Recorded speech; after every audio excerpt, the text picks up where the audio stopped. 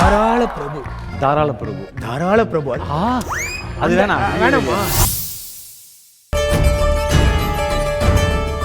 அண்ணி.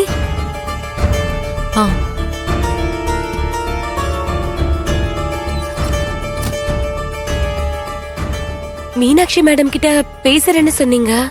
அங்கதான் கிளம்பிட்டு இருக்கேன். இப்ப நீ எதுக்காக இப்படி இருக்க? எனக்கு பயமா இருக்குக்கா. ஆமா, பயப்பட வேண்டிய நேரத்துல பயப்படாம இப்ப எதுக்காக பயந்துட்டு இருக்க? சரி விடு, எதுவும் ஃபீல் பண்ணாத.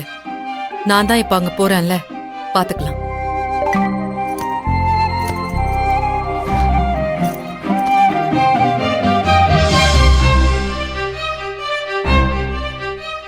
கயல், நான் ரெடி ஆயிட்டேன். இப்ப கேப்ல அந்த இன்டர்வியூக்கு தான் போயிட்டு இருக்கேன். நீ கல்யாண வேலையில பிஸியா இருப்பேன்னு தெரியும், அதான் நான் உனக்கு கால் பண்ணல. ஓகே, எவ்வளவு சீக்கிரம் முடியுமோ அவ்வளவு சீக்கிரம் நான் இங்க இருந்து கிளம்பி வந்துருவேன். சரியா? ரிசப்ஷனுக்கு நான் அங்க இருப்பேன். ஆனந்தியோட ரிசப்ஷனை செம்மையா என்ஜாய் பண்றோம். சரியா? ஓகே, பாய்.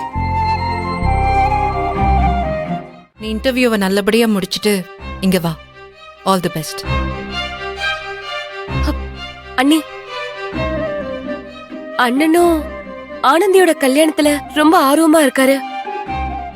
ஒருவேளை ஆனந்தி பாலுவதா விரும்புறான்னு தெரிஞ்சா அண்ணனோட முடிவு என்னவா இருக்கும் அண்ணி? கண்டிப்பா இந்த விஷயம் தெரிஞ்சா எழில் கோவப்படுவாரு. இப்போதைக்கு இத பத்தி பேச முடியாது. முதல்ல இந்த விஷயத்த பத்தி மீனாட்சி மேடம் கிட்ட பேசிட்டு அவங்க பக்கம் இருக்கிற பிரச்சனையை சரி பண்ணணும். நான் அவங்க கிட்ட இருக்கிற சூழ்நிலையை சொல்றேன். அவங்க அதை எப்படி எடுத்துப்பாங்கன்னு தெரியல. இருந்தாலும் தப்பு நம்ம மேல தானே. இவ்வளவு தூரம் இந்த விஷயத்தை வளர்த்து விட்டுருக்க கூடாது. கௌஷிக்க நினைச்சாதான் பாவமா இருக்கு. எந்த பாவமும் அறியாதவன் நம்ம அவனுக்கு வலியை கொடுக்கறோம்னு நினைக்கும் போது எனக்கு ரொம்ப கஷ்டமா இருக்கு. இருந்தாலும் இப்ப நாம இருக்கிற நிலைமைக்கு நமக்கு வேற ஆப்ஷனே இல்லை. அவங்க கிட்ட நம்ம பேசிதான் ஆகணும். நான் போய் பேசிட்டு வரேன். என்ன நடக்குதுன்னு பாப்போம். சரி, நான் போயிட்டு வந்துடுறேன்.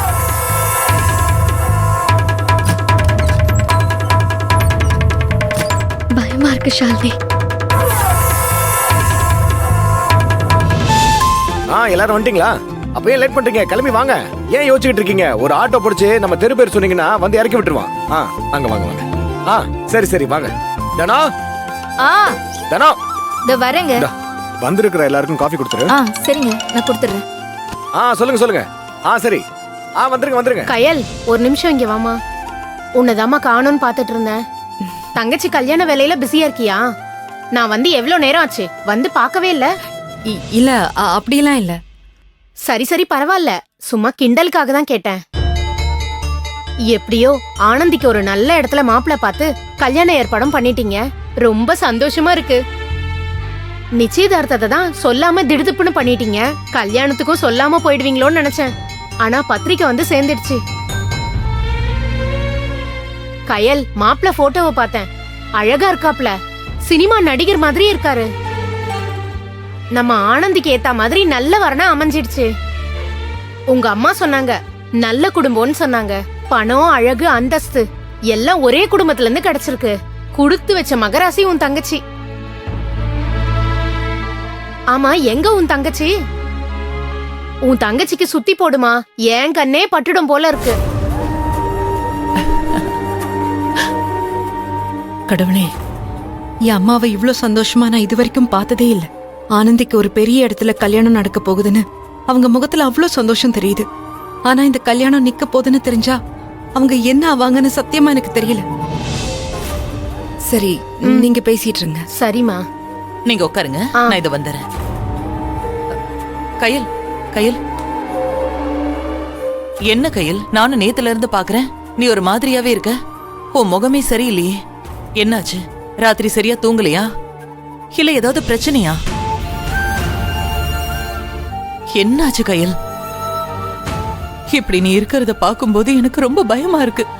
உன் மனசுல என்னதான் ஓடிட்டு இருக்கு? உறவுக்காரங்க எல்லாம் வந்திருக்காங்க, யார்கிட்டயும் சரியாவே பேச மாட்டேங்கிற. ரூம்குள்ளேயே இருக்க, என்னதான் ஆச்சு? அப்படியெல்லாம் ஒண்ணும் இல்லம்மா, நான் எப்பவும் போலதான் இருக்கேன். அப்படி தெரியலையே கயல். என்கிட்ட எதையும் மறைக்காத. எதுவா இருந்தாலும் என்கிட்ட சொல்லிடு. என்னம்மா, என்னாச்சு? மா அங்க உங்களை கூப்பிட்டுக்கிட்டு இருக்காங்க, என்ன பண்ணிட்டு இருக்கீங்க? இல்லடா, நேத்துல இருந்தே கையில் ஒரு மாதிரியா இருக்கா. என்னன்னு கேட்டா சொல்ல மாட்டேங்கிறா. என்ன கையில என்னாச்சு? ஒண்ணும் இல்ல மூர்த்தி. ஐயோ, காலையில எந்திரிச்சதுல இருந்தே நிறைய வேலை இருந்தது, அதான் டயர்டா இருக்கு முகம். அததான் பாத்துட்டு கேக்குறாங்க அம்மா. சரி, நான் கொஞ்சம் வெளியே போயிட்டு வந்துடுறேன். ஏய், இந்த நேரத்துல எங்க போற? ஹாஸ்பிட்டல்ல கொஞ்சம் வேலை இருக்குமா, நான் போயிட்டு இந்நேரத்துலயா? சீக்கிரமா வந்துருவேன். அது ஒரு 1 hour தான். அம்மா என்ன சொன்ன கையில் புரிஞ்சுக்கோ. phone பண்ணி இல்லம்மா, அவங்ககிட்ட நான் சொல்லி- போயிட்டு வந்துருவேன். சரியா? கயல், என்னடா இந்த என்னம்மா? நேரத்துல இவ போறா? சரி விடு, முக்கியமான வேலைன்னு சொல்றா. சரி வா, அங்க உன்னை கூப்பிடுறாங்க, வா. ஆ. வாமா, வா.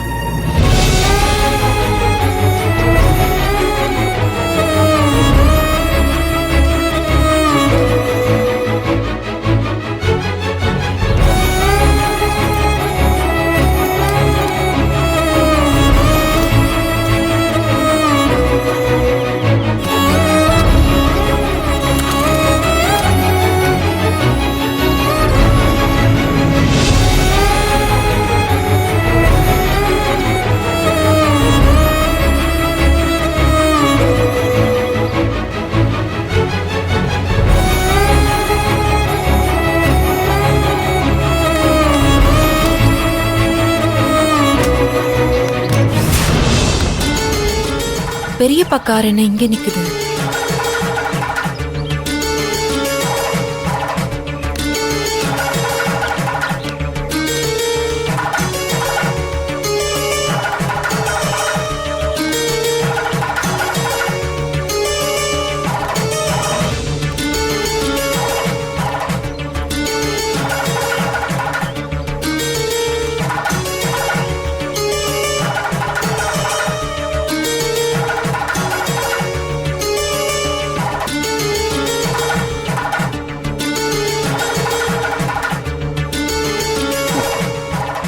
கையில